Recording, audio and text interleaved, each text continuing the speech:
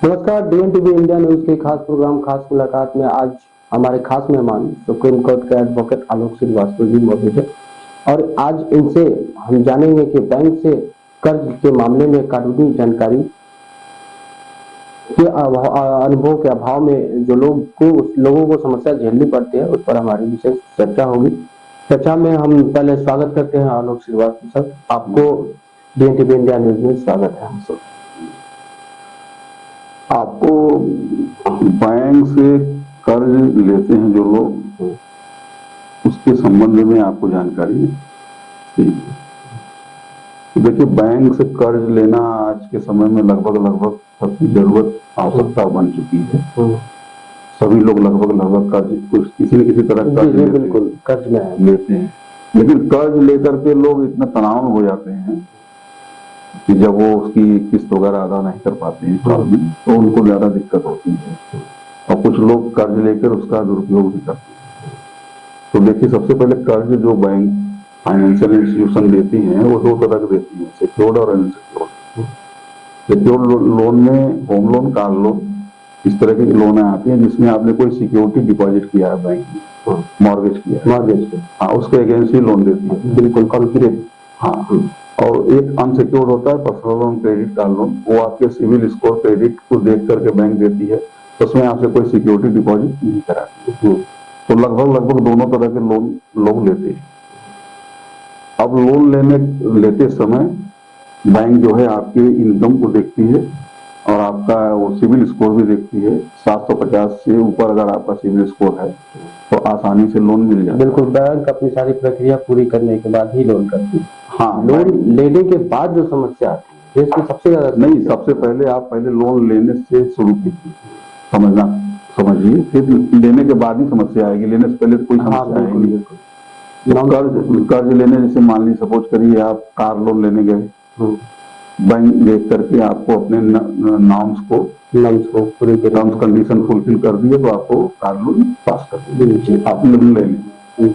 ठीक है। अब उसके बाद इसी तरह से हाउसिंग लोन है, आप कोई घर परचेज कर रहे हैं, मकान ले रहे हैं, तो उसको भी आपको आपके जो भी नॉर्म्स हैं, टर्म्स कंडीशन है, फुलफिल कर दीजिए। इनकम सफिशिएंट दिखाइए, सिविल स्कोर अच्छा हो, तो आपको आसानी से कर्ज मिल जाएगा। लेकिन अब कर्ज लेने के बाद जो हर महीने आपको ईएमआई जो दी जाती है, आपको पे करना होता है, वो आप पेमेंट करते जाएंगे, आपका सिविल स्कोर अच्छा रहेगा।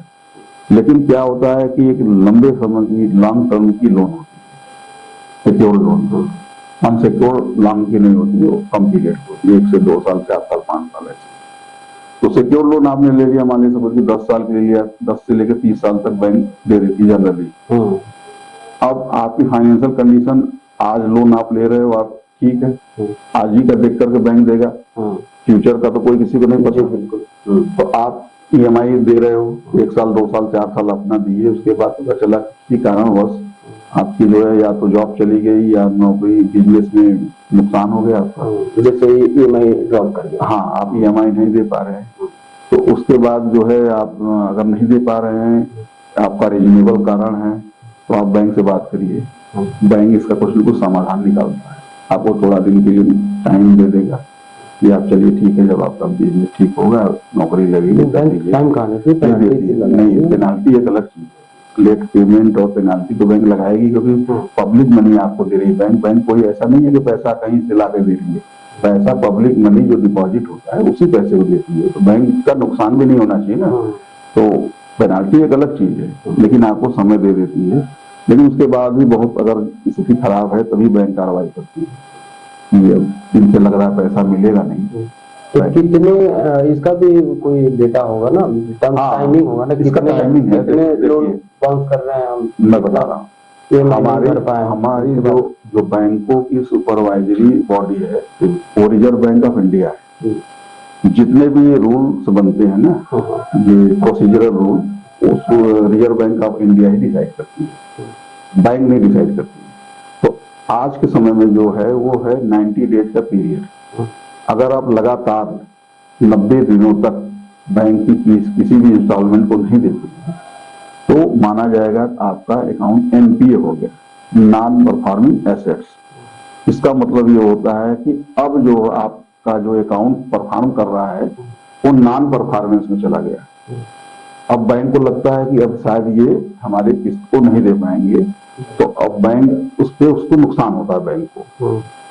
एनपीए जितना बढ़ेगा बैंक का नुकसान उतना ही होगा। तो बैंक और फाइनेंशियल इंस्टीट्यूशन ये कभी नहीं चाहेंगे ना कि हमारा नुकसान हो। तो लगातार 90 डेज का डिफॉल्ट हो रहा है। मैं बोल रहा हूँ लगातार कंटिन्यू। यदि आपने 2 इंस्टॉलमेंट नहीं किया और तीसरा दे दिया तो आप एनपीए नहीं होंगे।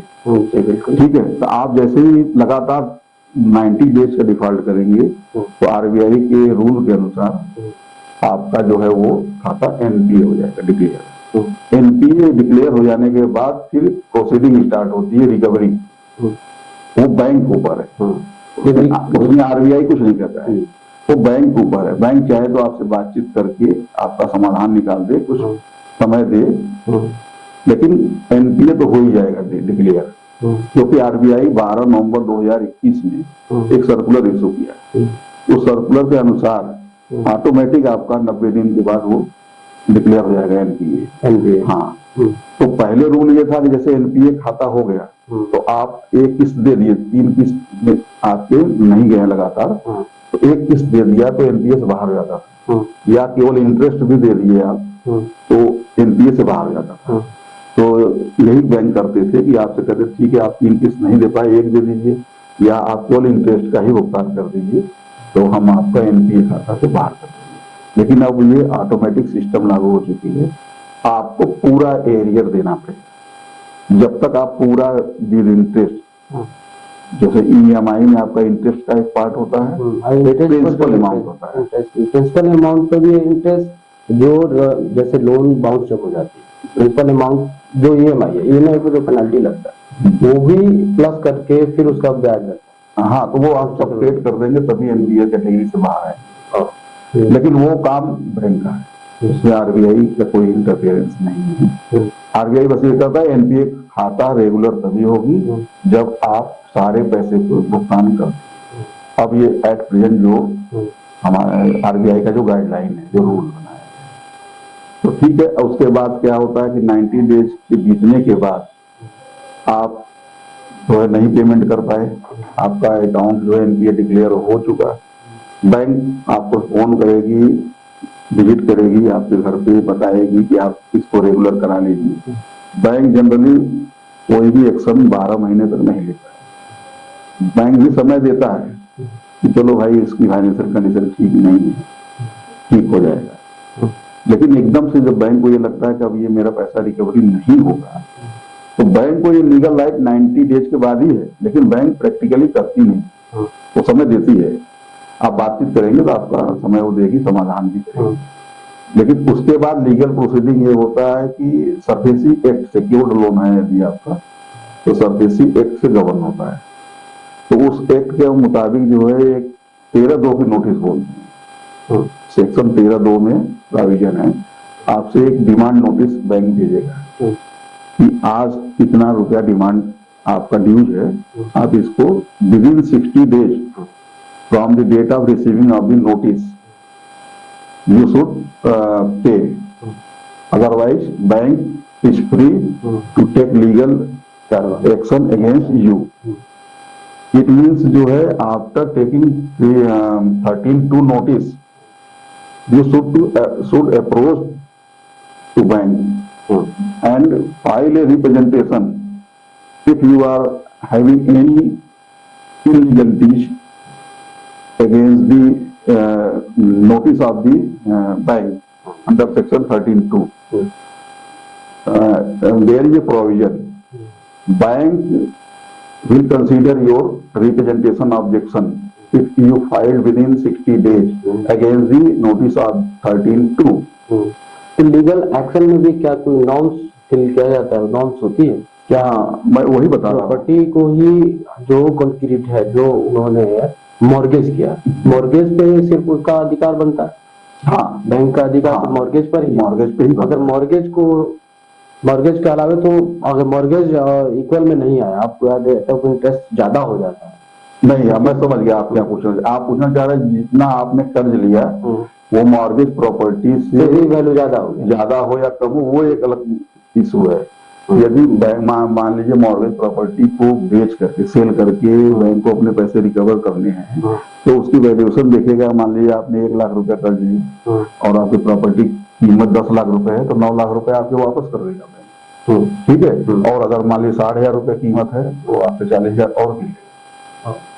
वो फेयर है उसमें कोई ऐसा नहीं है। जैसे 40,000 रुपया माइनस हो गया, नहीं रिकवर हो पा रहा, हाँ, फिर क्या करें? वो 40,000 फिर से रिकवरी सूट डालेगा बैंक और उसको आपके अन्य एसेट से सही से रिकवर करने का अधिकार है। हाँ, बैंक पूरा रिकवर करने का राइट है। क्योंकि कर्ज लियो आप ना, कर्ज में तो आप नहीं दोगे तो रिकवरी तो करेगी ही करेगी। तो कर्ज लेके बैठ थोड़ी जाओगे आप। तो वैसे मामले में आ जाता है कि कोई अगर अपना मॉर्गेज पार्टिकुलर मॉर्गेज दिखा करके या कंक्रीट देकर लोन ले लिया, फिर रिकवर नहीं हो पा रहा है, उससे बैंक को लॉस हो रहा है, तो बैंक क्या उनकी निजी प्रॉपर्टी जैसे पुश्तैनी की बात आ गई, जिसमें हमारा बंटवारा ही नहीं, क्या उसमें रिकवर कर पाएगी? वो बात की चीजें हैं उसमें। आपके कहीं सबसे पहला बैंक जो है सिक्योर्ड एसेट्स को ही सेल करेगा, दूसरे एसेट्स में नहीं जाएगा, ठीक है। वो तो सेल करना ही करना है उसको। अब उसके बाद उसकी क्या वैल्यू आती है, क्या आती है, ज्यादा में सेल होती है, कम में होती है, उसके बाद जो है बैंक एक्शन में आएगा। यदि बैंक की उससे भरपाई नहीं हो पाएगी तब आपके अन्य एसेट्स को जाएगा। बैंक के मामले में, लोन के मामले में, इस मामले में सबसे ज्यादा देश के बहुत सारे सुसाइड कर लेते हैं, किसान भी सुसाइड करते हैं लोन लेने के बाद। बहुत लोग ऐसे सुसाइड क्यों करते हैं लोग? क्योंकि जानकारी का अभाव है।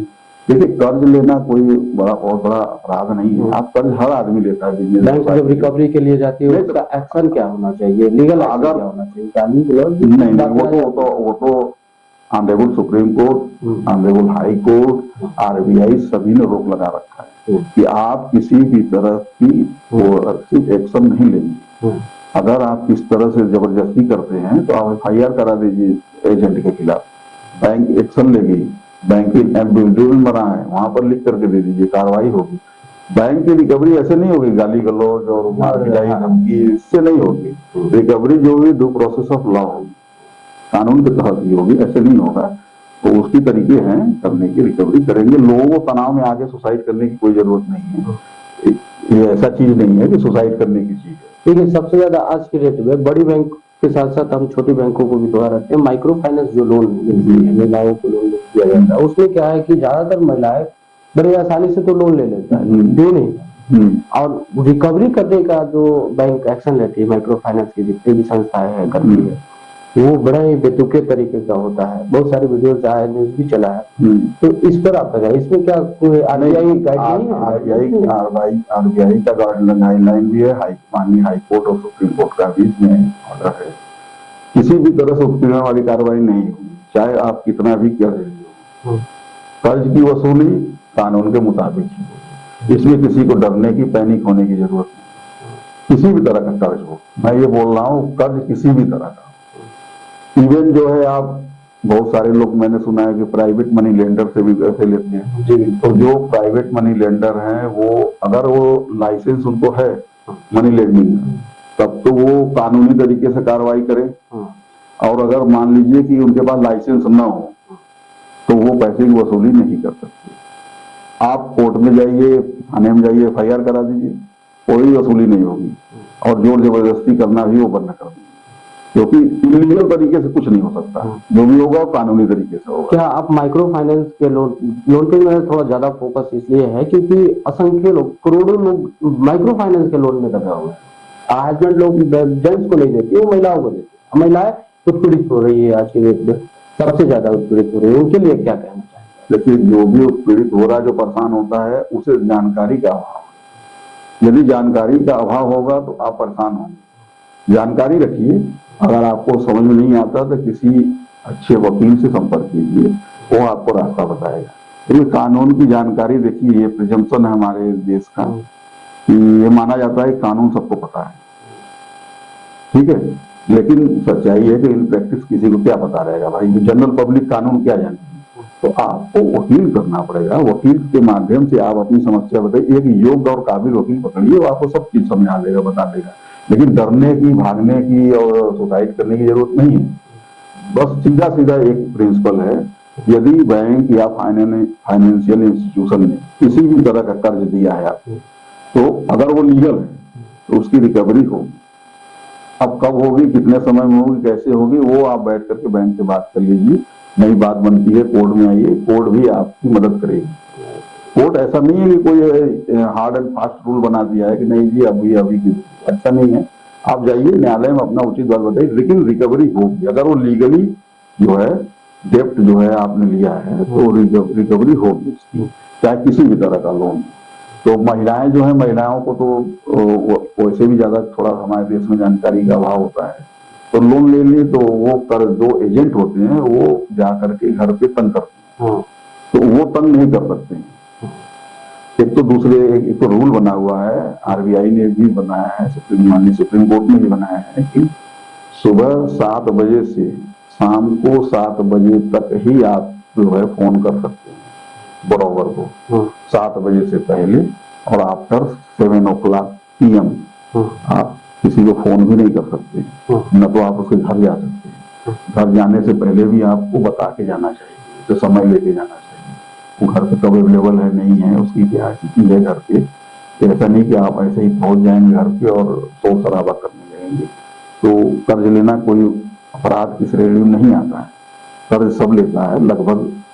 ये जो है हमें लगता नहीं है, 70-80% लोग कर्ज में है किसी न किसी तरह से, तो कोई दिक्कत नहीं है। बस ये है कि हाँ कानूनी तरीके से आप भी रहिए और बैंक भी कानूनी तरीके से, कोई दिक्कत। जी बहुत बहुत धन्यवाद वकील साहब, आपने समय दिया। हमारे दर्शकों को इस बात से जरूर समझ होगी और इस पर लीगल एक्शन लेने के लिए वो भी एलिजिबिलिटी रखेंगे। देखिए बैंक को भी इसमें बड़ी समस्या झेलनी पड़ती है बैंक में। नहीं, मैंने आपको पहले ही बताया, लोन किसी तरह का हो, अगर वो लीगली तरीके से आपने लिया है तो लीगली तरीके से ही वसूली होगी, गैर लीगल तरीके से नहीं होगी। मैंने आपको मैं अभी बता रहा था, बीच में हम लोगों की बात टूट गई, जो 13(2) की नोटिस में बता रहा था सिक्योर्ड लोन पे, तो 13(2) की नोटिस आने के बाद बोरोवर को चाहिए कि वो बैंक से बात करे रिटेल में और बात करके अपनी समस्या को बताए। 60 दिन का पीरियड होता है, लेकिन अगर बैंक को कंसीडर करती भी है बैंक, अगर जेन्युइन प्रॉब्लम कंसीडर करती है, अगर नहीं करती है बैंक तो फिर आपको वो 13(4) का नोटिस देगा अंडर सेक्शन 13(4), ठीक है, सरफेसी एक्ट का। उसमें वो सिर्फ आपका प्रॉपर्टी का पोजीशन लेगा, पोजीशन लेने के बाद फिर वो जो है अब आगे कार्रवाई करेगा वो कि अब इसको सेल कैसे करना है, तो सेल के लिए अलग प्रोसेस है आपन का, वो उसके लिए नोटिस देगी आपको और उसके बाद वो कार्रवाई करेगी। उसके बाद भी अब आपके पास कोर्ट में जाने के रास्ते खुले हैं, आप वो DRT में जा सकते हैं। DRT? हाँ, 13(2) में नहीं, 13(2) की नोटिस मिलने के बाद आप DRT नहीं जा सकते, क्योंकि वो बातचीत के लिए होती है कि आप बातचीत करिए, निगोशिएट करिए। हाँ, और 60 दिन में आप पैसा दे सकते हो, दे दीजिए, नहीं दे पा रहे हैं तो आप बैंक से बात करिए। 13(4) की नोटिस के बाद आप कभी रास्ता, बरोबर का भी रास्ता खुल जाता है। अगर कोई इलीगलिटी है, कोई तरह की किसी तरह की कोई दिक्कत है, तो आप जो है सीधे जा सकते हैं DRT आप जाएंगे, DRT जाने के बाद DRT को केस फाइल करेंगे, वहां से ऑर्डर होगा। DRT के कार्रवाई होने के बाद ऑर्डर आती है और आप सेटिस्फाई नहीं है, बरोबर नहीं सेटिस्फाई है तो जाए DRAT, या बैंक नहीं सेटिस्फाई है तो बैंक या DRAT। उसमें कंडीशन है कि 50% अमाउंट जमा करिए, वो भी अगर आप कोर्ट को सेटिस्फाई कर देंगे तो कम हो सकता है। अच्छा, अब यहाँ पर एक सबसे बड़ी जानकारी ये है, DRT और DRAT में जाने के बाद भी ज्यादातर बरोबर को कुछ फायदा नहीं होता है। अगर उसमें लीगल क्वेश्चन ऑफ लॉ अगर इन्वॉल्व नहीं है तो कोई मदद नहीं मिलेगी, मतलब हाँ, अगर आप कुछ जो है, हाँ एडवोकेट जो हो, नहीं एडवोकेट तो जो हो वो अच्छा हो, लेकिन उसमें कुछ चीजें हैं क्लियर होनी चाहिए। DRT और DRAT में जाने के लिए आपकी कोई बहुत बड़ा लीगल फॉल्ट दिखाना होगा, तो बैंक की तरफ से अगर कोई फॉल्ट हुआ है, कोई ऐसा क्वेश्चन ऑफ लॉ इन्वॉल्व है, तभी जो है आपको कुछ मिलेगा। तो लेकिन प्रैक्टिकली ये देखा जाता है कि नहीं कुछ भी मिलता है, DRT और DRAT से ज्यादा रिलीफ बरोबर को नहीं मिलता है। तो इस कंडीशन में क्या है कि हाई कोर्ट में आ जाइए।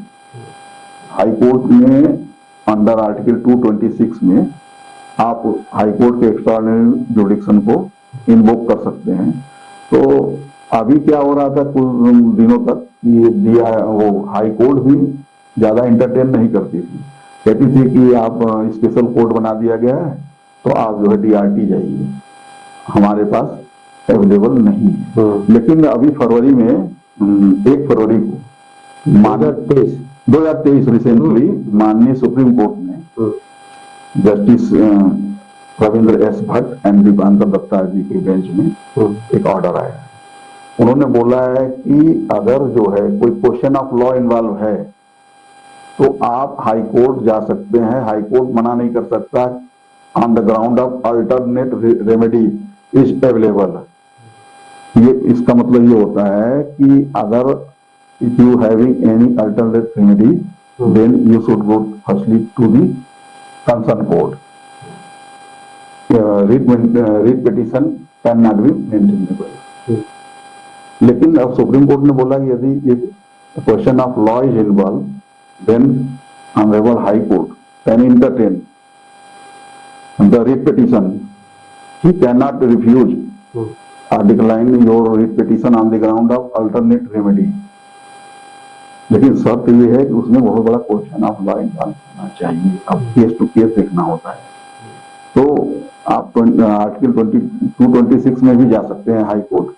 हाई कोर्ट आपको मना नहीं करेगी, पहले भी नहीं करती थी। हाई कोर्ट जो है इसने बहुत बार जो है ऑर्डर पास किया फेवर में ब्रोवर के, क्योंकि एक्स्ट्रा ऑर्डिनरी जुडिक्शन है और ये कॉन्स्टिट्यूशन ने दिया है तो इसमें कोई मनाही तो है नहीं, रोक तो है नहीं। लेकिन माननीय सुप्रीम कोर्ट का डिसीजन आने के बाद ये डिसीजन आया है गोदरेज सारा लिमिटेड के केस में, ठीक है। तो इस केस में सुप्रीम कोर्ट ने इस चीज को क्लियर कर दिया है कि यदि कोई क्वेश्चन ऑफ लॉ इन्वॉल्व है तो हाई कोर्ट इस रीट पिटीशन को सुनेगी। वो मना नहीं कर सकती कि हम नहीं सुनेंगे, मेरा कोई जुडिक्शन नहीं बनता है, you should go to concern DRT। Question of law involve है तो उसको वो सुनेगी, हाई कोर्ट सुनेगी। सुनने के बाद हाई कोर्ट अपना उचित निर्णय देगी।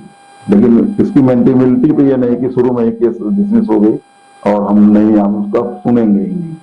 तो ये केस आने के बाद अब मुझे जहां तक लगता है कि बरोबर को बहुत राहत मिल गई, क्योंकि DRT से प्रैक्टिकली बहुत रिलीफ मिलती नहीं है इनिशियल स्टेज पर, ठीक है। और तो वो अब हाई कोर्ट में अपनी बात को कह सकते हैं आर्टिकल 226 में। तो ये बहुत लैंडमार्क डिसीजन है, ये बहुत ही अच्छा डिसीजन है माननीय सुप्रीम कोर्ट का। सुप्रीम कोर्ट को ये समझ में आया कि जो है बरोबर को बहुत दिक्कत हो रही है, अगर क्वेश्चन ऑफ लॉ भी इन्वॉल्व है तो भी हाई कोर्ट ना सुने, हाई कोर्ट सुनेगा, अब सुनेगा। तो आप ये जो आपका इसकी जानकारी जो कानूनी थी, लेकिन लीगल प्रोसीडिंग की जानकारी इतने कम समय में दिया नहीं जा सकता, लेकिन मैंने बेसिक चीज आपको बता दिया। कर्ज 2 तरह के होते हैं, सिक्योर्ड और अनसिक्योर्ड, और कर्ज किसी भी तरह का हो उसकी रिकवरी लीगली होगी, ठीक है। आपकी परिस्थिति ठीक नहीं है, खराब हो, आप वो बैंक से बात कर सकते हैं, उसमें बाकी और कुछ नहीं है। आप कोर्ट में जा सकते हैं, कोर्ट में भी जाकर अपनी समस्या को बताएंगे, कोर्ट भी आपको एक रीजनेबल समय देती है, ठीक है, आप इतने दिन जमा कर लीजिए। एकदम आपकी स्थिति खराब है, नहीं आप चला सकते हैं, तो फिर आपको अकाउंट वो लोन रखने की भी जरूरत नहीं है। अच्छा यही है कि आप उसको खत्म कीजिए, बंद कीजिए बैंक से बात करके, और पैनिक होने की जरूरत नहीं है, सुसाइड करने की किसी की जरूरत नहीं है। जी बिल्कुल, किसी भी तरह का कार्य। जी बिल्कुल, बहुत बहुत धन्यवाद वकील साहब। आपने देखा कि DNTV इंडिया न्यूज खास मुलाकात में आज बैंक से संबंधित चर्चा हम लोग ने किया जाने माने एडवोकेट आलोक श्रीवास्तव के साथ। ऐसे ही खास मुलाकात में हम मिलते रहेंगे। दीजिए इजाजत हमारी टीम को और मुझे भी। धन्यवाद।